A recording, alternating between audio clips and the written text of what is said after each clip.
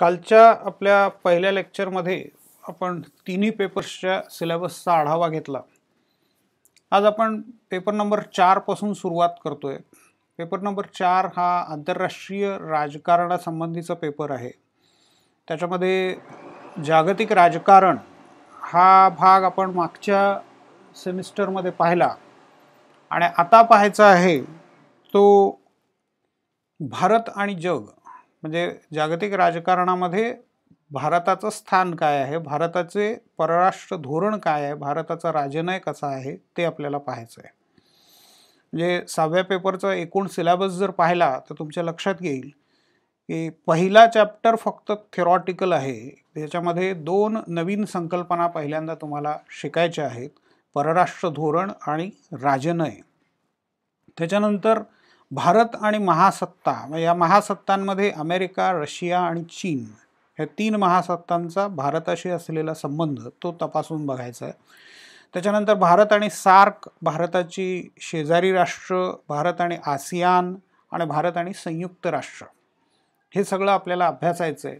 ते मुख्यतः माहितीच्या आधारावरती आहे। म्हणजे पहिला चॅप्टर हा एक संकल्पना समजावून सांगणारा थेरॉटिकल आहे, तर बाकीचे सगळे माहितीच्या आधारावरचे आहेत। जितकी जास्त तुमची माहिती अद्ययावत असेल, आता याच्यासाठी तुम्ही English newspapers, English magazines, foreign affairs सारखी ही थोडीशी ऑनलाईन का होईना चाळायला हरकत नाही आहे। त्याच्यानंतर BBC किंवा CNN यासारख्या वेबसाईट्स, त्याच्यावरती आंतरराष्ट्रीय बातम्या, आंतरराष्ट्रीय घडामोडींची चर्चा, विशेषतः BBC वरती बरीच सखोल चर्चा होते आणि ते बरंचसं मटेरियल फ्री पण आहे। न्यूयॉर्क टाइम्स नावाचं एक अमेरिकन वर्तमानपत्र आहे, परंतु त्याची सबस्क्रिप्शन आहे, ती पण अतिशय माफक, 100 रुपये, 100-150 रुपये महिना, त्याच्यामध्ये ते तुम्ही वाचू शकता। पण त्याच्यातही बरीच सखोल चर्चा आंतरराष्ट्रीय राजकारणाची, वेगवेगळ्या इश्यूजची त्याने केलेली असते। त्याच्याबरोबर आणखीनही एक वृत्तपत्र आहे, ते ब्रिटिश वृत्तपत्र आहे, गार्डियन नावाचं। तर गार्डियनचे सुद्धा बऱ्याच सर्व्हिसेस फ्री आहेत। गार्डियनमध्ये आर्टिकल्स पण वाचत जा। मी पुढच्या स्लाइड्समध्ये त्याच्या सगळ्या लिंक्स पण तुम्हाला देतो, तर त्या लिंक्स पहा आणि त्यानुसार माहिती गोळा करायला सुरुवात करा। मग तुम्हाला हे सगळं सोपं वाटायला लागेल। आंतरराष्ट्रीय राजकारण आणि महाराष्ट्राचं राजकारण किंवा भारताचं राजकारण याच्यातला फरक असा असतो की महाराष्ट्राचं राजकारण म्हणजे बऱ्यापैकी आपल्याला नावं किंवा संस्था किंवा त्यांच्या काही घडामोडी हे सगळं माहीत असतं वर्तमानपत्रांमध्ये वाचून, आणि त्यामुळे ते सगळं परिचयाचं वाटतं आणि ते सगळं सोपं वाटतं। आंतरराष्ट्रीय राजकारण काही वेळेला काही जणांना अवघड वाटू शकतं। याचं कारण त्यांनी त्या संदर्भात काही वाचलेलं नसतं, हा त्याच्यातला मुख्य भाग आहे। मग जगाचा नकाशा सतत नजरेखालून घालणं, मागच्या टर्ममध्ये मी तुम्हाला जगाच्या नकाशासंबंधी काही क्विज दिलं होतं, तर त्याची पुन्हा पुन्हा तयारी करा की जगातला कुठला देश कुठे आहे ते चटकन तुम्हाला ओळखता आलं पाहिजे, इतकी तुमची नकाशावरती पकड बसली पाहिजे, आणि मग तुम्हाला या सगळ्या गोष्टी कळतील। परराष्ट्र धोरण, मग तिथल्या प्रत्येक देशातल्या व्यक्ती, तिथले राजकीय पक्ष, तिथले मुख्य विचार प्रवाह, घडामोडी, हे सगळं आपोआप तुमच्या लक्षात यायला लागेल। त्याच्यातला इंटरेस्ट तुमचा वाढायला लागेल, आणि तो जितका वाढेल तितका तुमचा अभ्यास तुम्हाला सोपा वाटायला लागेल। तर सुरुवातीच्या स्लाइडमध्ये आपल्याला आत्ता पाहायचं आहे ते परराष्ट्र धोरण आणि राजनय या 2 संकल्पना पहिल्यांदा अभ्यासायच्या आहेत। परराष्ट्र धोरण म्हणजे काय, त्याच्यानंतर राजनय म्हणजे काय, परराष्ट्र धोरणाची उद्दिष्ट काय असतात, राजनयाची उद्दिष्ट काय असतात, राजनयाची एकूण भूमिका काय, राजनयाचे वेगवेगळे प्रकार कोणते, आणि राजनयाचं बदलतं स्वरूप, हे सगळं आपल्याला पाहायचं आहे। आणि त्याच्यानंतर भारताच्या संदर्भात परराष्ट्र धोरणाचे निर्धारक घटक कोणते आहेत त्याची एक यादी आपल्याला करायची आहे. म्हणजे परराष्ट्र धोरण कशाच्या आधारे ठरवलं जातं किंवा त्याच्यावरती परराष्ट्र धोरण ठरवताना कशाचा परिणाम होतो, कोणते फॅक्टर्स महत्त्वाचे ठरतात हे आपल्याला पाहायचं आहे. पुढे जाण्याच्या आधी मी मगाशी ज्याचा उल्लेख केला त्याच्या लिंक्स पुढच्या स्लाइडमध्ये मी तुम्हाला देईन.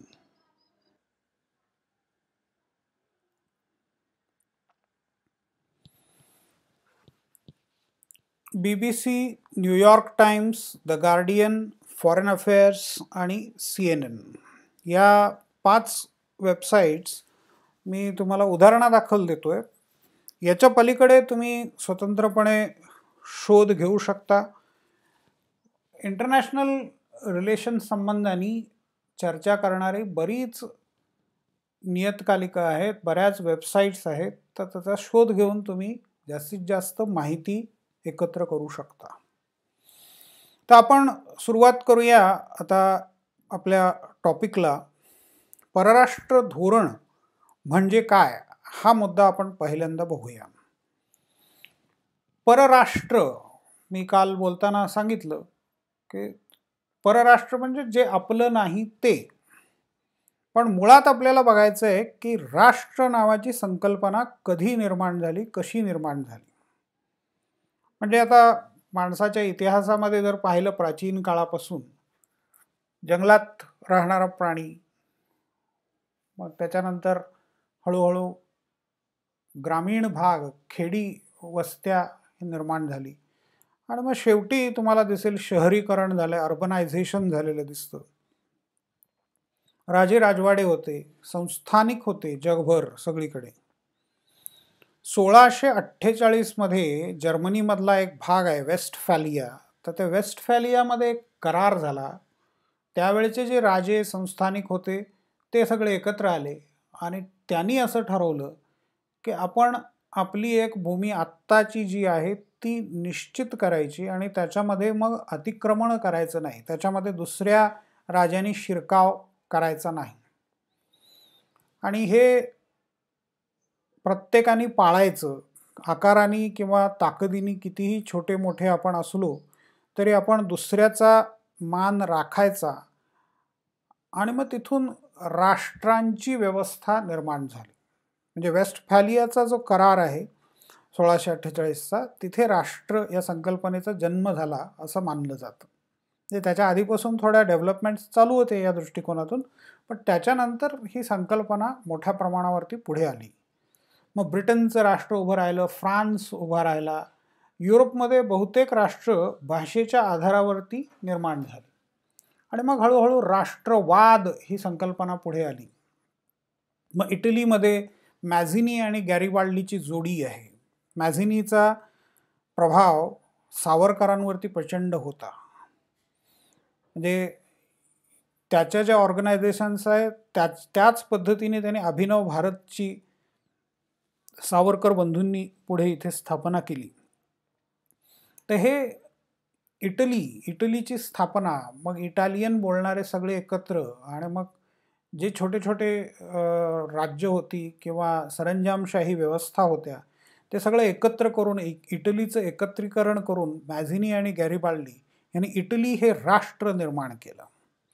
तर असं युरोपमध्ये राष्ट्र विकसित झाली आणि मग पुढे त्या राष्ट्रांच्या मध्ये पुन्हा वसाहती त्यांनी स्थापन केल्या. आशिया, आफ्रिका आणि लॅटिन अमेरिका हे जे आज विकसनशील देशांचा पट्टा म्हणून मानलं जातं किंवा जगाचा दक्षिण भाग, आशिया, आफ्रिका आणि लॅटिन अमेरिका म्हणजे दक्षिण अमेरिका. तर या सगळ्या भागांमध्ये यांनी वसाहती स्थापन केल्या. उदाहरणार्थ स्पेननी दक्षिण अमेरिकेचा जवळपास सगळा भाग ताब्यात घेतला. पोर्तुगालनी ब्राझील आजचा जो आहे तो भाग सगळा ताब्यात घेतला होता. त्यामुळे तुम्हाला दिसेल की ब्राझीलची भाषा, मातृभाषा पोर्तुगीज आहे, तर बाकी सगळ्यांची मातृभाषा तिथली किंवा पहिली भाषा म्हणा किंवा महत्त्वाची भाषा म्हणा ती स्पॅनिश आहे. म्हणजे अगदी क्युबापासून ते खाली थेट अर्जेंटिनापर्यंत सगळीकडे तुम्ही गेलात तर स्पॅनिश भाषा आहे. अर्थात स्पॅनिशचे वेगवेगळे व्हर्शन्स आहेत त्यांचे, पण स्पेन आणि पोर्तुगाल यांच्यामध्ये जमिनीसाठी किंवा साम्राज्य वाढवण्यासाठी संघर्ष चालू होता. त्यावेळेला पोप तिथे मध्ये आला आणि पोपनी ते दोघांच्या मध्ये वाटप केलं. ब्राझील पोर्तुगालकडे दिला आणि बाकीची अमेरिका जी आहे ती सगळी स्पेनकडे दिली. उत्तर अमेरिकेचा जो भाग आहे तिथे ब्रिटन, फ्रान्स यांचा जोर अधिक होता. त्यामुळे तुम्हाला तिथे दिसेल की इंग्लिश आणि फ्रेंच स्पीकिंग लोकांचं वर्चस्व तुम्हाला दिसेल. त्याच्या खालोखाल तिथे पण स्पॅनिश होते. त्यामुळे अमेरिकेची दुसरी लँग्वेज आजही स्पॅनिश आहे. तर हे सगळे राष्ट्र ही त्यावेळेला निर्माण व्हायला सुरुवात झाली, ती वाढायला लागली. त्याने आपल्या वसाहती जगभर निर्माण केल्या. मग त्याच्यानंतर 19व्या शतकामध्ये दक्षिण अमेरिका बऱ्यापैकी स्वतंत्र सगळे राष्ट्र झाली, दक्षिण अमेरिकेची राष्ट्र. आणि त्याच्यानंतर पुढे आफ्रिकेमधली राष्ट्र, आशियामधली राष्ट्र स्वतंत्र झाली. ती स्वतंत्र होण्याची प्रक्रिया अगदी 1960-70 सालापर्यंत चालू होती. सुदान, दक्षिण सुदान हे तर अगदी अलीकडे 2011 मध्ये निर्माण झालेलं राष्ट्र आहे. तर ही सगळी राष्ट्र निर्माण झाली.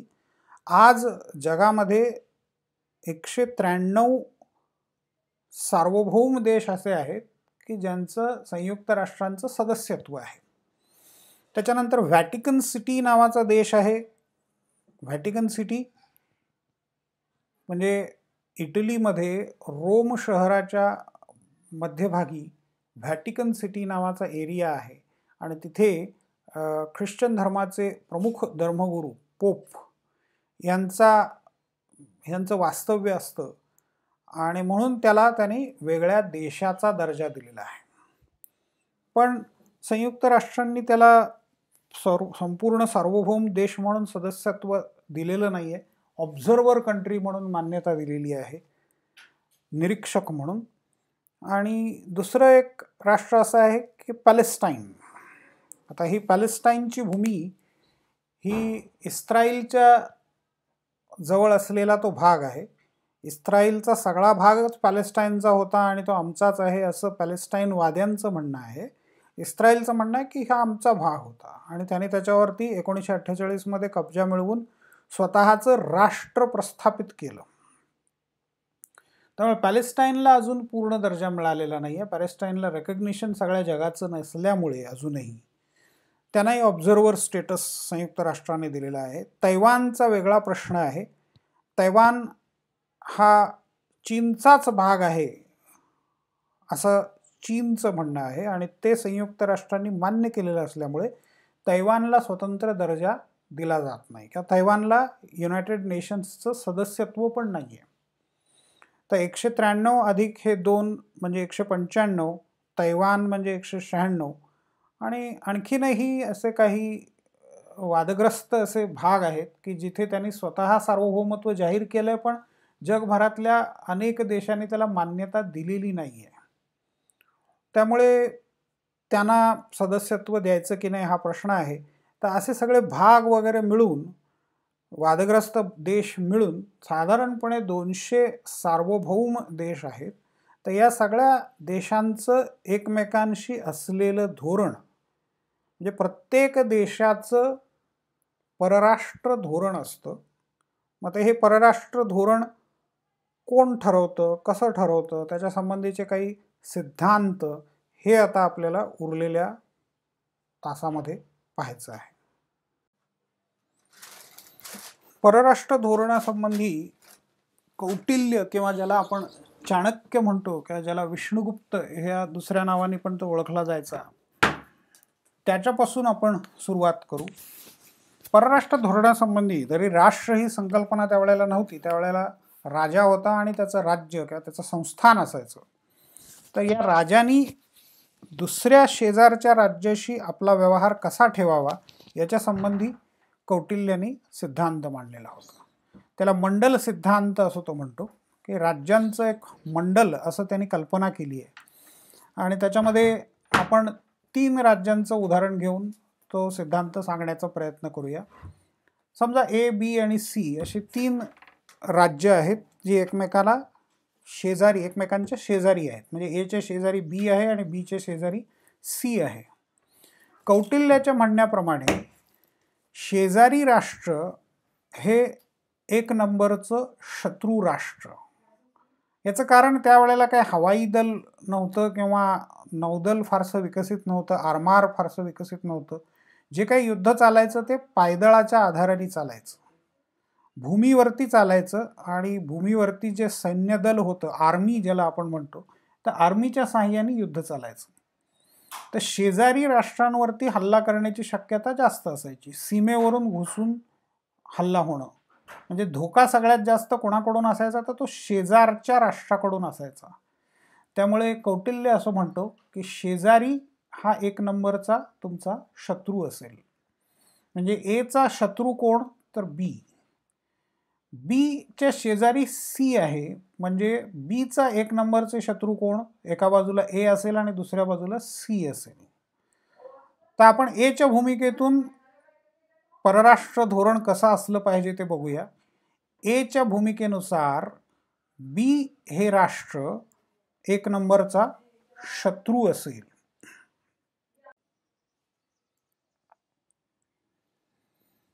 आणि याच तत्वानुसार बीचा शत्रू म्हणजे सी, पण शत्रूचा शत्रू म्हणजे आपला मित्र. त्यामुळे एनी बीशी वैर करायचं आहे, पण त्याच वेळेला सी बरोबर मैत्री करायची आहे, कारण तो शत्रूचा शत्रू आहे. ए आणि सी यांनी मिळून असा प्रयत्न करायचा आहे की बीला संपवायचं आहे. बी अर्थातच तेच धोरण ठेवणार आहे, अलर्ट राहणार आहे. पण आपण इथे असं गृहीत धरून चालू की एची ताकद जास्त आहे, त्यामुळे एनी बीचा पराभव केला. म्हणजे ए आणि बी आता एक झाले, म्हणजे बीला सामील करून घेतलं. म्हणजे ए बी एकत्र आले. आता राहिलं काय, सी. सी कालपर्यंत काय होता, एचा मित्र होता, कारण बी मध्ये होता आणि बीचा शत्रू म्हणून सी हा एचा मित्र असेल. आता काय, ए आणि बी एकत्र झाले, त्यामुळे आता शेजारी कोण आलं, सी. तर सी या सिद्धांतानुसार काय होईल, तर तो शत्रू होईल. आणि एक काळ असा येईल की सीला सुद्धा एनी आपल्यामध्ये सामील करून घेतलेलं असेल आणि ते राष्ट्र आता कसं झालं, ABC. म्हणजे तिन्ही एकत्र आले, तिन्ही प्रदेश एकत्र आले. म्हणजे प्रत्येक देशाने किंवा प्रत्येक राष्ट्राने आपली ताकद वाढवण्याचा सतत प्रयत्न केला पाहिजे, आपलं साम्राज्याचा विस्तार करण्याचा सतत प्रयत्न केला पाहिजे, विस्तारवादी असलं पाहिजे, आक्रमक असलं पाहिजे. म्हणजे कौटिल्य जे काही सांगतो ते आक्रमक परराष्ट्र धोरण.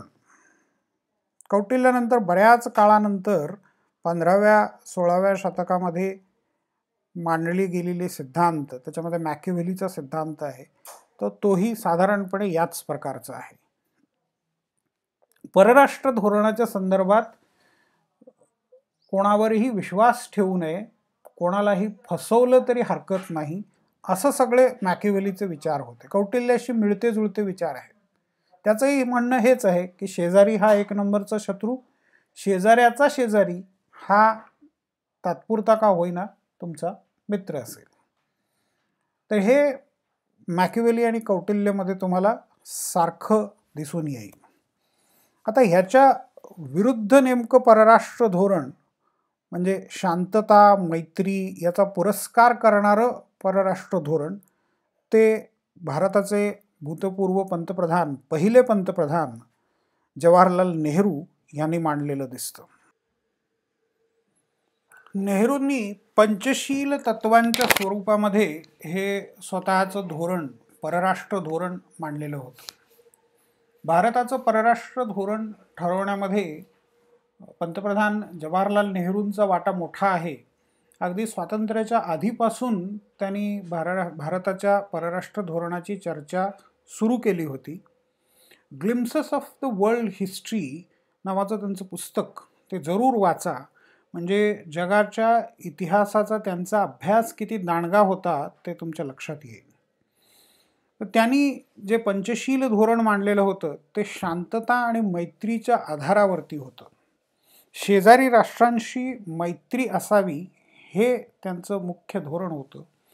चीनच्या संदर्भात त्यांनी ते धोरण मांडलं होतं. चीनच्या त्यांच्या एका व्हिजिटच्या दरम्यान त्यांनी ते धोरण मांडलेलं होतं. त्याचे 5 महत्त्वाची तत्व ही याप्रमाणे होती. पहिलं, दुसऱ्या राष्ट्राच्या अंतर्गत बाबींमध्ये हस्तक्षेप नाही. म्हणजे उदाहरणार्थ अमेरिकेमध्ये निवडणुका झालेल्या आहेत. राष्ट्राध्यक्ष पदासाठीच्या निवडणुका अमेरिकेमध्ये अलीकडेच पार पडल्या. तर त्याच्यामध्ये ट्रम्प यांचा पराभव झाला आणि बायडन हे निवडून आले. 2 वेगवेगळ्या पक्षांचे नेते आहेत. तर भारताने या बाबतीमध्ये कोणताही हस्तक्षेप करायचा नाही आहे की ट्रम्प यांचा पराभव झाला म्हणून आपल्याला दुःख होता कामा नये किंवा जो बायडन यांचा विजय झाला म्हणून आनंद होता कामा नये. आपल्यासाठी दोघेही सारखेच. आपल्यासाठी अमेरिका हे राष्ट्र आणि त्याच्याशी असलेलं धोरण, त्याच्यापासून मिळणारे फायदे, त्यांच्याशी होणारा व्यापार हे महत्त्वाचं. तिथे ट्रम्प आहे की बायडन हे आपल्याला आपल्या दृष्टीने महत्त्वाचं नाही. याचा अर्थ अंतर्गत बाबींमध्ये म्हणजे दुसऱ्या राष्ट्राच्या अंतर्गत बाबींमध्ये आपण हस्तक्षेप करायचा नाही. आता उदाहरणार्थ शेजारी राष्ट्र आपलं पाकिस्तान आहे. तर ते त्यांच्या अल्पसंख्याकांना कशा प्रकारे वागणूक देतात किंवा त्यांचा जो एक आदिवासी भाग आहे, अगदी पाकिस्तानच्या पश्चिमेकडे पश्चिम टोकाला असलेला भाग, तिथे अशांतता आहे. तर त्याच्या संबंधीचं त्यांचं धोरण काय आहे किंवा बलुचिस्तान संबंधीचं पाकिस्तानचं धोरण काय आहे. बलुचिस्तान, सिंध या सगळ्या प्रांतांनी स्वातंत्र्य मागायला सुरुवात केलेली आहे. तर त्यांच्यावर पाकिस्तान सरकारचा अर्थातच त्याला विरोध आहे. तर आपण त्या बाबतीमध्ये कोणताही हस्तक्षेप करणार नाही, कारण तो पाकिस्तानचा अंतर्गत प्रश्न आहे. श्रीलंकेमध्ये तमिळ ईलमचा मोठा प्रॉब्लेम होता, LTTEचा मोठा प्रॉब्लेम होता. तर त्याच्यामध्ये श्रीलंकेने विनंती केली म्हणून आपण त्यांना मदतीसाठी सैन्य पाठवलं. पण जोपर्यंत श्रीलंकेने विनंती केलेली नव्हती तोपर्यंत आपण त्यामध्ये कोणताही हस्तक्षेप केलेला नव्हता. म्यानमारमध्ये रोहिंग्या जमातीच्या लोकांचा मोठा प्रश्न होता. तर तिथे रोहिंग्यांना मिळणारी वागणूक त्याच्या संबंधी आपण फार चर्चा करणार नाही किंवा त्याच्यावर टीका करणार नाही किंवा त्याचं कौतुकही करणार नाही, कारण तो म्यानमारचा अंतर्गत प्रश्न आहे. तर असा याचा अर्थ होतो की दुसऱ्या राष्ट्राच्या अंतर्गत बाबींमध्ये हस्तक्षेप नाही. आता नेपाळमध्ये राजेशाही व्यवस्था होती. नेपाळ हे त्या काळामध्ये हिंदू राष्ट्र म्हणून घोषित केलेलं होतं. ही सगळी व्यवस्था कोलमडली. तिथे माओवाद्यांची सत्ता प्रस्थापित झाली. तर त्याच्यामध्ये पण आपण कुठलाही हस्तक्षेप केल्याचं दिसत नाही. तर हे साधारणपणे आपलं धोरण आहे. पहिला मुद्दा त्या धोरणातला पंचशील तत्वामधला आहे आणि तो महत्त्वाचा की दुसऱ्या राष्ट्राच्या अंतर्गत बाबींमध्ये कुठल्याही प्रकारचा हस्तक्षेप नाही. शांततापूर्ण सहअस्तित्व म्हणजे सगळ्यांनी मिळून राहायचं आहे. सगळ्या जगातल्या 200च्या आसपास असलेल्या सार्वभौम राष्ट्रांनी सगळ्यांनी मिळून, तुमचंही अस्तित्व महत्त्वाचं आहे, आमचंही अस्तित्व महत्त्वाचं आहे, आपण एकत्रितपणे राहू. त्याच्यानंतर राष्ट्रांमध्ये समानता. आता काही राष्ट्र छोटी आहेत आकाराने, काही राष्ट्रांच्याकडे प्रचंड आर्थिक बळ आहे तर काहींच्याकडे ते नाही आहे. काहींच्याकडे लोकसंख्या मोठी आहे, काहींच्याकडे लोकसंख्या कमी आहे. काहींचा औद्योगिक विकास प्रचंड झालेला आहे, काहींच्याकडे तो नाही आहे. इस्रायलसारखं छोटं राष्ट्र असलं तरी तंत्रज्ञानाच्या दृष्टीने अत्यंत प्रगत आहे. प्रत्येक राष्ट्राची वेगळी ओळख आहे, वेगळा दर्जा आहे. पण आपण प्रत्येक राष्ट्राला सार्वभौम राष्ट्र म्हणून समानच लेखायचं आहे. अर्थात हे अगदी सर्वच बाबतीत शक्य होतं अशातला भाग नाही, पण एकूण ढोबळमानाने दृष्टिकोन असा असला पाहिजे की सर्व राष्ट्र समान आहेत. सर्व राष्ट्रांनी एकमेकांचं हित राखण्यासाठी प्रयत्न करायचा आहे. एकमेकांना बुडवण्याचा प्रयत्न करायचा नाही किंवा एकमेकांना नष्ट करण्याचा प्रयत्न करायचा नाही आहे. जमेल तितकं कोऑपरेशन. म्हणून तुम्हाला दिसेल की दहशतवाद्या संबंधाने किंवा अंमली पदार्थांच्या वाहतुकीच्या संदर्भात किंवा मानवी तस्करीच्या संदर्भात, माणसांची विक्री देवाणघेवाण चालते, तर त्या संदर्भात एकमेकांना माहिती शेअर करणं आणि एकमेकांचं हित कसं होईल हे पाहणं. दुसऱ्या राष्ट्रामध्ये खोट्या नोटा पाठवून त्या राष्ट्राची अर्थव्यवस्था अडचणीत आणण्याचा प्रयत्न करणं हे चुकीचं आहे. तर दुसऱ्या राष्ट्राचं हित कसं होईल हे पाहणं आणि दुसऱ्या राष्ट्रांच्या सार्वभौमत्वाचा सन्मान करणं. इटलीच्या अगदी अंतर्गत भागामध्ये एक छोटंसं राष्ट्र आहे, पण इटलीने त्याच्यावरती कधीही हल्ला करण्याचा प्रयत्न केलेला नाही आहे किंवा त्याला नष्ट करण्याचा प्रयत्न केलेला नाही आहे. म्हणजे कितीही छोटं राष्ट्र असलं तरी त्याच्या सार्वभौमत्वाचा सन्मान राखला जाईल. तसंच एक छोटंसं राष्ट्र साऊथ आफ्रिकेमध्ये पण आहे, त्याला पण स्वातंत्र्य त्याचं राखलेलं आहे. एस्वातिनी असं त्याचं नाव आता दिलेलं आहे, नवीन नाव दिलेलं आहे. तर ही दोन्ही राष्ट्रांचं आपण थोडक्यात नकाशामध्ये स्थान बघूया, म्हणजे तुमच्या लक्षात येईल. छोट्या मोठ्या राष्ट्रांच्या मध्यवर्ती भागामध्ये छोटीशी राष्ट्र, अशी 2-3 उदाहरणं मी तुम्हाला दाखवतो. इटली हे मोठं राष्ट्र, त्याच्या मध्ये बरोबर तुम्हाला छोटासा ठिपका दिसतोय, ते सॅन मॅरिनो. आता सॅन मॅरिनोला स्वतःमध्ये सामील करून घेणं इटलीच्या दृष्टीने तसं फार अवघड नाही आहे. एक छोटंसं सिटी स्टेट आहे ते, पण इटलीनी त्याचा सन्मान राखला आहे. काही हजारांमध्येच त्याची फक्त लोकसंख्या आहे, परंतु इटलीने त्याचा सन्मान राखलेला दिसतो. इटलीने व्हॅटिकन सिटीला सुद्धा स्वतंत्र दर्जा दिला. व्हॅटिकन सिटीची लोकसंख्या सगळी मिळून 1200-1300च असते. ती वाढणार पण नाही किंवा कमी पण होणार नाही, कारण ते केवळ एक धार्मिक स्थळ म्हणून त्याच्याकडे पाहिलं जातं. अर्थात जगभरातल्या ख्रिश्चनांचा त्या व्हॅटिकन सिटीच्या प्रती एक वेगळा भाव आहे आणि त्यामुळे ते त्यांचं सार्वभौमत्व किंवा वेगळेपणा टिकवून आहेत. दुसरं उदाहरण आफ्रिकेमध्ये, हा आफ्रिकेचा मॅप आहे. आफ्रिकेमध्ये दक्षिण आफ्रिका हा जो देश आहे, त्याच्यामध्ये एका बाजूला तुम्हाला इथे एस्वातिनी नावाचं एक छोटंसं राज्य दिसतं. तिथे राजा आहे अजूनही, आणि अजूनही तो जुनाट प्राचीन पद्धतींप्रमाणेच जगतो आणि तिथली जनता पण त्याचं ऐकत तसंच राहते. आणि साऊथ आफ्रिकेने सुद्धा आपल्या भूमीच्या अगदी मध्यभागात असलेल्या या राष्ट्राला आजपर्यंत स्वतंत्र राहू दिलेलं आहे. तसंच लिसोथो हे दुसरं राष्ट्र आहे. तर या दोन्ही राष्ट्रांमध्ये दोन्ही राष्ट्रांचं सार्वभौमत्व साऊथ आफ्रिकेने टिकवून ठेवलेलं आहे. म्हणजे नेहरूंच्या पंचशील तत्वामध्ये दुसऱ्या राष्ट्राच्या सार्वभौमत्वाचा मान राखणं ते अगदी उत्तम अर्थाने इथे तत्व पाळलं जात आहे. तिसरं उदाहरण सिंगापूरचं तुम्हाला घेता येईल. सिंगापूर मलेशियापासून स्वतंत्र होऊन निर्माण झालं अगदी 60च्या दशकामध्ये. तर मलेशिया हे बलाढ्य राष्ट्र आणि त्याच्या बाजूला दुसरीकडे आहे तो इंडोनेशिया. बेटांमध्ये पसरलेला असला तरी आकारमान प्रचंड आहे, लोकसंख्या पण प्रचंड आहे. तर सिंगापूर हे या दोघांच्या तुलनेमध्ये अतिशय छोटंसं राष्ट्र आहे. सिटी स्टेट आहे, पुन्हा नगरराज्य आहे. मुंबईच्या एवढा त्याचा साधारणपणे म्हणजे 603-604 स्क्वेअर किलोमीटर एवढाच त्याचा एरिया आहे. तरी सिंगापूरचं सार्वभौमत्व सुरक्षित ठेवलेलं आहे. तर अशा प्रकारे राष्ट्रांचं सार्वभौमत्व, त्याचा सन्मान करणं, सहअस्तित्व, एकमेकांचं हित राखत जगणं हे पंचशील तत्वांमध्ये अपेक्षित आहे. परराष्ट्र धोरणाचे आणखीनही काही प्रकार आहेत. तटस्थता हे एक धोरण असू शकतं.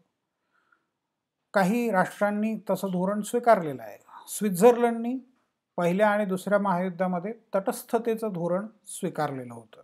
न्यूट्रल कंट्री, म्हणजे आम्ही कुठल्याही देशाच्या वतीने लढणार नाही आणि आमच्या भूमीवरती कुठलीही लढाई आम्हाला नको आहे, ही त्यांची भूमिका होती.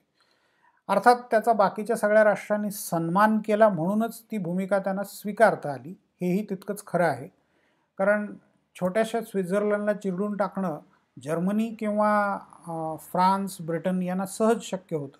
पण सगळ्यांनी मिळून त्यांच्या भावनेचा आदर केला किंवा त्यांच्या इच्छेचा आदर केला आणि तटस्थतेचं धोरण ते पाळू शकले. साधारणपणे स्वीडन, डेन्मार्क, नॉर्वे हेही त्याच दिशेने झुकलेले आहेत.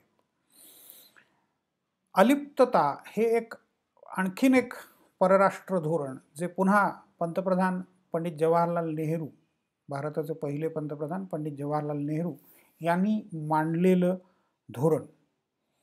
स्वातंत्र्य मिळाल्यानंतर भारतापुढे 2 पर्याय होते.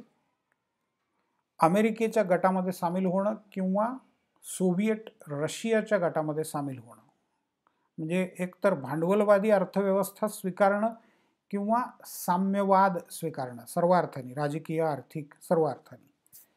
दोन्ही राष्ट्र आपल्याला सामील करून घ्यायला तयार होती त्यांच्या त्यांच्या गटामध्ये, अमेरिका आणि सोव्हिएट रशिया.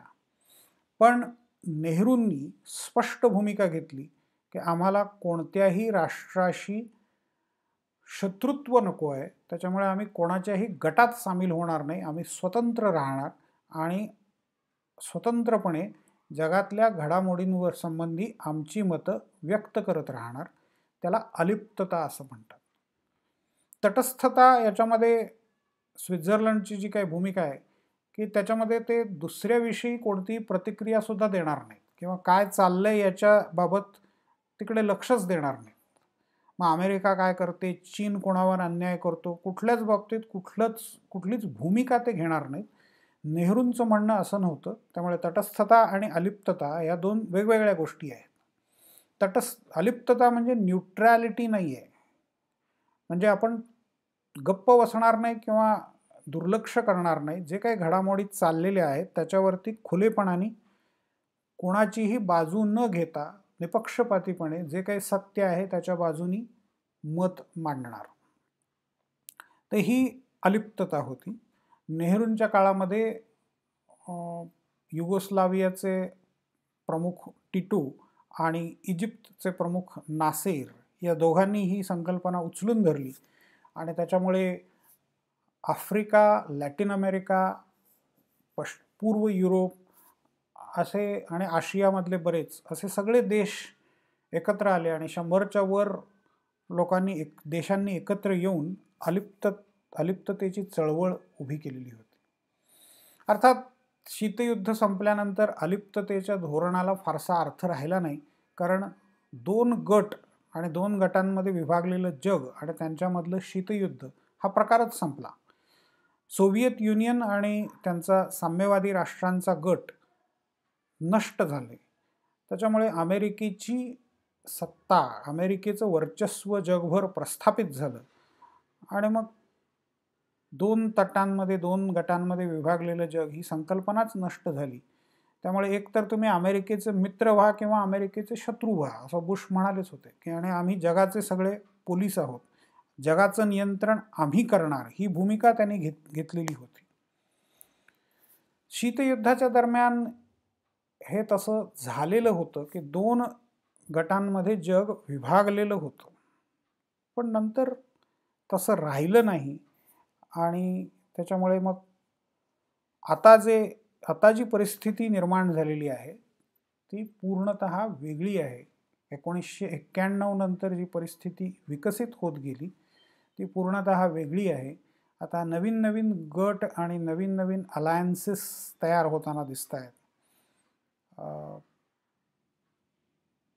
बहुध्रुवीयता, आपण 3 संकल्पना बघितलेल्या होत्या: एकध्रुवीयता, बहुध्रुवीयता आणि द्विध्रुवीयता.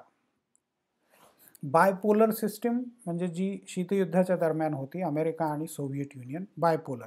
द्विध्रुवीय व्यवस्था. बहुध्रुवीय व्यवस्था आत्ता निर्माण झालेली आहे, कारण आता अमेरिका आणि सोव्हिएट युनियन किंवा अमेरिका आणि रशिया यांच्या पलीकडे भारत, साऊथ आफ्रिका, ब्राझील, चीन, इस्राईल, कॅनडा अशा सगळ्या देशांनाच किंवा ब्रिटनसुद्धा आम्हाला मोठं व्हायचं आहे ही भूमिका प्रत्येकाने घेतली आहे. आणि आता प्रत्येकाकडे तेवढी ताकद हळूहळू त्यांची प्रत्येकाची वाढते आहे. ऑस्ट्रेलिया आणि न्यूझीलंड फारसं या सगळ्या राजकारणात रस घेत नसला तरी ऑस्ट्रेलियाचा इंटरेस्ट खूप आहे. ऑस्ट्रेलियाला स्वतःची ताकद वाढवायची आहे किंवा जपानला स्वतःची ताकद वाढवण्यामध्ये इंटरेस्ट आहे. त्यामुळे आता एक प्रकारचं बहुध्रुवीय जग निर्माण झालेलं दिसतं. 90 ते 2000च्या दरम्यान अमेरिकेने एकध्रुवीयता आली आहे. एकच ध्रुव म्हणजे अमेरिका एकटीच जगामध्ये ताकदवान आहे आणि अमेरिका सगळ्या जगाचं नियंत्रण करेल अशी भूमिका घेतलेली होती. पण अगदी अलीकडच्या काळात ट्रम्प यांच्या काळामध्ये तर अमेरिकेचं जागतिक राजकारणावरचं नियंत्रण बऱ्यापैकी सुटल्याचं दिसायला लागलेलं होतं. तर आत्ताची परिस्थिती खूप वेगळी आहे. तर आपल्याला पुढचा मुद्दा पाहायचा आहे ते म्हणजे परराष्ट्र धोरण कोण ठरवतं. कुठल्याही देशाचं परराष्ट्र धोरण त्या देशाचा प्रमुख मुख्यतः ठरवतो. हे भारतामध्ये पंतप्रधान आणि त्यांचं मंत्रिमंडळ, त्यातले विशेषतः कॅबिनेट मंत्री हे परराष्ट्र धोरण ठरवतात. जवाहरलाल नेहरूंपासून आपल्याकडे एक परंपरा आहे की पंतप्रधानांनीच परराष्ट्र खातं सांभाळलेलं आहे. म्हणजे राजीव गांधींनी तेच केलं, इंदिरा गांधींनी ते केलं, नरसिंहरावांनी ते केलेलं होतं, किंवा इंदर कुमार गुजराल हे परराष्ट्र खात्यामधलेच एक्सपर्ट होते. त्यामुळे त्यांनी पण परराष्ट्र खातं स्वतःकडेच ठेवलेलं होतं. तर भारताचे बरेच पंतप्रधान असे होते की ज्यांना परराष्ट्र खात्यामध्ये आणि परराष्ट्र धोरणामध्ये रस होता. पण साधारणपणे परराष्ट्र मंत्री हा परराष्ट्र धोरण ठरवतो. त्याला परराष्ट्र खातं हे धोरण ठरवण्यामध्ये मदत करतं. कारण परराष्ट्र धोरण ठरवणं म्हणजे संपूर्ण जगभरातून माहिती गोळा करावी लागते. तर भारताचं मिनिस्ट्री ऑफ एक्सटर्नल अफेअर्स त्याची साईट मी तुम्हाला पुन्हा एखाद्या लेक्चरमध्ये व्यवस्थित दाखवेन. परराष्ट्र खात्याचं भारताचं जे संकेतस्थळ आहे अतिशय सुंदर विकसित केलेलं आहे. बरीच माहिती त्याच्यावरती आहे. भारताचा जगभरातल्या प्रत्येक राष्ट्राशी कसा संबंध आहे त्याच्याविषयीचं एक डॉक्युमेंट आहे. ऐतिहासिक बरेचसे डॉक्युमेंट्स आहेत, बरेचसे झालेले करार त्याच्यावरती आहेत आणि चालू घडामोडींविषयी प्रतिक्रिया त्याच्यात असतात. पंतप्रधानांचं मार्गदर्शन, परराष्ट्र मंत्र्यांचं मार्गदर्शन, जागतिक नेत्यांची भाषणं, अनेक गोष्टी त्या एका वेबसाईटमध्ये एकत्र केलेल्या तुम्हाला दिसतील. ती जरूर पहा. तर परराष्ट्र खात्यामध्ये इंडियन फॉरेन सर्व्हिसमध्ये म्हणजे इंडियन फॉरेन सर्व्हिसमधून निवड झालेले अधिकारी मुख्यतः कार्य करतात आणि परराष्ट्र खात्याचं नेतृत्व पण करतात. IFS काल आपण उल्लेख केला त्याचा. तर IFSसाठी UPSC परीक्षा घेते. UPSCची परीक्षा देऊन लोक इंडियन फॉरेन सर्व्हिसमध्ये येऊ शकतात आणि मग इंडियन फॉरेन सर्व्हिसमध्ये आल्यानंतर त्यांना वेगवेगळ्या विभागांमध्ये नियुक्त केलं जातं. मग अमेरिकेसाठी वेगळा विभाग, सोव्हिएट रशिया किंवा आताचा रशिया यांच्यासाठी वेगळा विभाग, चीनसाठीचा वेगळा विभाग. म्हणजे जसं जसं देशाचं महत्त्व अधिक असेल तसं स्वतंत्रपणे प्रत्येक देशासाठी विभाग केलेला असतो. आता पूर्व आफ्रिका किंवा पश्चिम आफ्रिका यातल्या काही देशांचा मिळून एक विभाग, लॅटिन अमेरिकेतल्या काही देशांसाठी एक विभाग, युरोपमध्ये ब्रिटनसाठी, जर्मनीसाठी वेगळा विभाग, असे वेगवेगळे विभाग परराष्ट्र खात्यामध्ये आहेत. तिथे या IFS अधिकाऱ्यांची नियुक्ती होते आणि मग त्यांना बढती मिळत जाते. परराष्ट्र खात्याचा सचिव हे या खात्यामधलं सर्वोच्च पद. आता हे सर्व माहिती गोळा करत राहतात, त्या माहितीचं विश्लेषण करतात आणि त्या विश्लेषणाच्या आधारावरती धोरण आखणी केली जाते. परराष्ट्र मंत्री अर्थातच ते राजकीय स्वरूपाचे कार्यकारी अधिकारी आहेत. आता हे मागच्या वर्षी आपण सगळं पहिल्या 2 वर्षांमध्ये शिकलेलो आहोत. राजकीय कार्यकारी अधिकारी आणि अराजकीय कार्यकारी अधिकारी. जे निवडून येतात, जे लोकांच्या पाठिंब्यावरती सत्तेमध्ये असतात, ते राजकीय कार्यकारी अधिकारी. म्हणजे त्यांना त्यांचा स्वतःचा पक्ष असू शकतो, राजकीय धोरण असू शकतं. आणि जे अराजकीय असतात ते परीक्षा देऊन आपल्या पदावर येतात. त्यांना फारसं राजकीय स्वातंत्र्य नसतं. त्यांना स्वतःचा पक्ष काढता येत नाही किंवा कुठे प्रचार करता येत नाही. त्यांना फक्त गुप्त पद्धतीने मतदान करता येतं, बाकीचा कोणताही राजकीय अधिकार त्यांना नाही. हे सगळं तुम्हाला आठवत असेल. तर IFS अधिकारी हा अराजकीय कार्यकारी अधिकारी आहे, तर मंत्री हा राजकीय कार्यकारी अधिकारी आहे. मंत्री अर्थातच त्याच्या पक्षाची जी काही भूमिका असते, त्यांची काही विशिष्ट विचार प्रणाली असते, त्यानुसार परराष्ट्र धोरण ठरवतो. आणि मग त्याला इनपुट्स जे आहेत किंवा त्याला जे काही सगळी मदत लागेल ती परराष्ट्र खात्यातले हे अराजकीय कार्यकारी अधिकारी पुरवतात. मिनिस्ट्री ऑफ एक्सटर्नल अफेअर्स या स्लाईडवरती तुम्ही क्लिक केलं तर ती साईट ओपन होईल.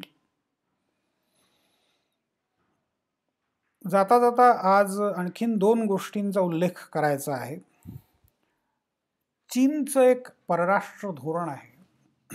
आपण मगाशी परराष्ट्र धोरणाचे बरेच प्रकार सिद्धांत पाहिले, म्हणजे मंडल सिद्धांत कौटिल्याचं पाहिला, मॅकिवेली त्याच प्रकारे जे काही धोरण सांगतो ते पाहिलं, तटस्थता, अलिप्तता आणि शीतयुद्धाच्या दरम्यान असलेले कुठल्या तरी गटात सामील होण्याची भूमिका, हे सगळं आपण पाहिलं.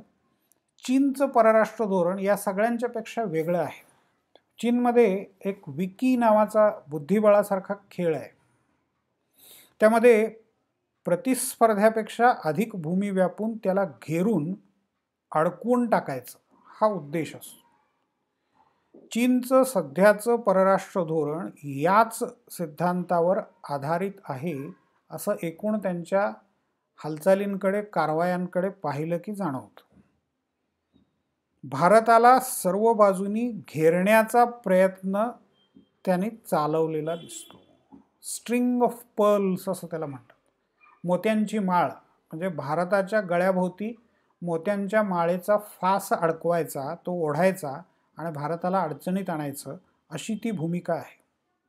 नेपाळ, श्रीलंका, बांगलादेश, आसियानमधले सगळे 10 देश, रशिया, मध्य आशियातील देश, पाकिस्तान, अफगाणिस्तान, इराण, आफ्रिका, हिंदी महासागर अशा सर्व ठिकाणी आपला प्रभाव वाढवून प्रत्येक ठिकाणी भारतासाठी स्पर्धा निर्माण करणं हे चीनच्या एकूण धोरणांचं उद्दिष्ट दिसतं.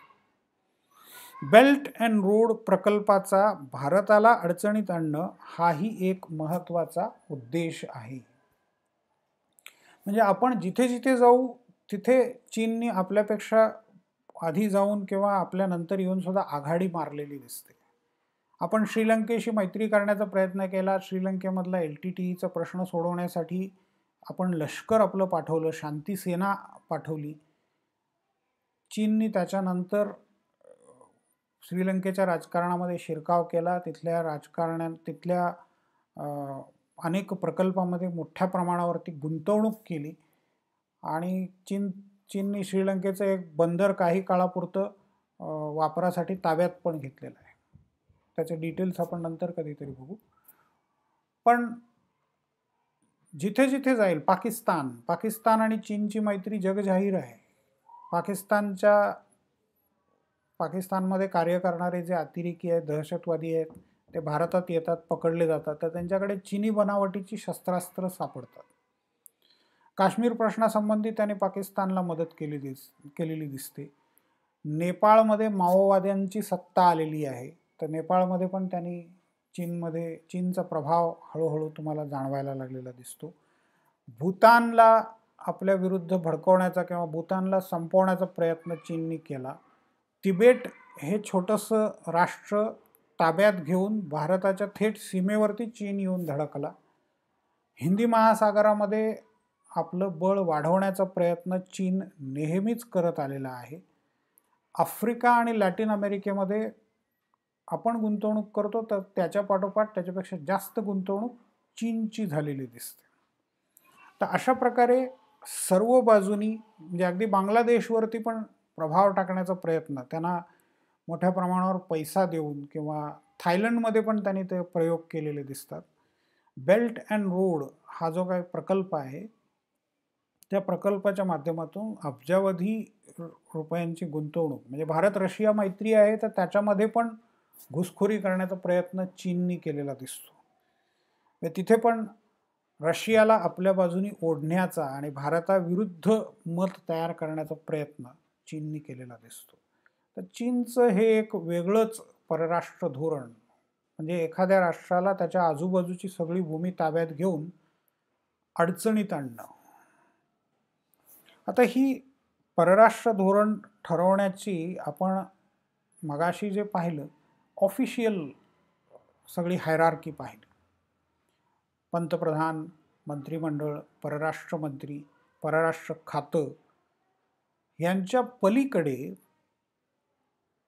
अनऑफिशियली, म्हणजे त्यांना अधिकृत अधिकार कोणतेही नाही आहेत, परंतु विद्यापीठांमधले प्राध्यापक आणि स्वतंत्र संस्थांमध्ये काम करणारे विचारवंत, त्याला थिंक टँक्स असं म्हणतो आपण. या थिंक टँक्समधून अनेकांनी परराष्ट्र धोरणासंबंधाने आपले विचार व्यक्त केले. त्याचा अर्थातच परराष्ट्र खात्याला दखल त्याला घ्यावी लागली आहे, सरकारला दखल घ्यावी लागली आहे, किंवा त्यांचा प्रभाव सरकारी धोरणांवरती निश्चितपणे झालेला आहे. म्हणजे विद्यापीठ किंवा या सगळ्या संस्था, आता या संस्थांची यादी मी खाली इथे दिली आहे. सुधींद्र कुलकर्णी, आता हे सुधींद्र कुलकर्णी अटल बिहारी वाजपेयींच्या अगदी जवळचे नेते होते भाजपमधले. ते तिथून बाहेर पडले आणि मग त्यांनी ऑब्झर्वर रिसर्च फाउंडेशन नावाची संस्था स्थापन केली. orfonline.org ही त्यांची साईट आहे. मुंबईमध्ये त्यांचे कार्यक्रम बरेच होत राहतात. ते सगळ्यांसाठी फ्री असतात, फक्त फर्स्ट कम फर्स्ट सर्व बेसिसवरती. छोटासा हॉल आहे, त्याच्यामुळे 100-150 लोक बसतील एवढी जागा असते. तर नरिमन पॉईंटच्या जवळ त्यांचं एक मोठं कार्यालय आहे. त्या कार्यालयामध्ये त्यांनी काही प्रदर्शन मांडलेलं आहे, काही पुस्तकं ठेवलेली आहेत. तुम्ही जाऊन बसू शकता, संशोधन करू शकता. आणि त्यांनी जे वेळोवेळी ते कार्यक्रम घेतात, मग भारत-पाकिस्तान संबंधाविषयी असेल, भारत-चीन संबंधाविषयी असेल, त्यावेळचा जो प्रश्न असेल त्याविषयी चर्चा घडवून आणण्याचं काम ते नेहमी करत राहतात. लेख प्रकाशित करतात. वेबसाईटवर त्यांच्या तुम्ही गेलात तर तुम्हाला भारत आणि इतर जग यांच्या संबंधाने बरेच लेख सापडतील, बरेच मुद्द्यांची चर्चा तुम्हाला सापडते. आता याच प्रकारे Indian council of world affairs, centre for air power studies, centre for land warfare studies, national maritime foundation. आता हे परराष्ट्र मंत्री असताना माजी राष्ट्रपती प्रणव मुखर्जी यांनी स्थापन केलेला हा गट आहे. त्याच्यानंतर इंटरनॅशनल काही गट आहेत. Stockholm international peace research institute, SIPRI असं त्याचा शॉर्ट फॉर्म आहे. सिप्रीची साईट जरूर पहा. सिप्रीवरती तुम्हाला बरेच जगातले प्रश्न, त्यांची चर्चा, म्हणजे अगदी शस्त्रास्त्रांचा व्यापार कसा होतो, त्याची आयात निर्यात कशी होते, त्याच्यामुळे किती नुकसान आणि कोणाला फायदा कसा झाला, त्याचं सगळं वर्णन तुम्हाला सिप्रीच्या साईटवरती सापडेल. त्याच्यानंतर international institute of strategic studies, IISS. आता यांचं धोरण त्यांच्या वेबसाईटवरती पहिल्यांदा गेल्यानंतरच तुम्हाला दिसेल. आम्ही सत्याचं उत्खनन करतो, विश्लेषण करतो आणि प्रभाव पाडतो. म्हणजे आम्ही वेगळं काही करत नाही, वेगळं काही करावं लागत नाही. फक्त सत्य जे काय आहे ते शोधून काढतो, खोदून काढतो, त्याचं विश्लेषण करतो आणि मग त्याच्यामुळे आपोआपच सगळ्या धोरणांवरती त्याचा प्रभाव पडतो, सगळ्या राष्ट्रांवरती त्याचा प्रभाव पडतो. कार्नेजी एंडॉवमेंट फाउंडेशन आणखीन एक अमेरिकन संस्था आहे. तर असे अनेक थिंक टँक्स आहेत, वर्तमानपत्र आहेत, नियतकालिका आहेत. या सर्वांच्या साईट्स तुम्ही पहा. म्हणजे आज होमवर्क करायला तुमच्याकडे पुष्कळ आहे. शेवटचा दिवस आजचा, त्याच्यामुळे उद्याला रविवार, तर रविवारच्यासाठी तुम्हाला शोधण्यासाठी पुष्कळ काही देऊन ठेवले. सोमवारपासून आपण पुन्हा या परराष्ट्र धोरणाच्या पाठाला सुरुवात करूया. तोपर्यंत ह्या सगळ्या गोष्टी जरूर बघून ठेवा.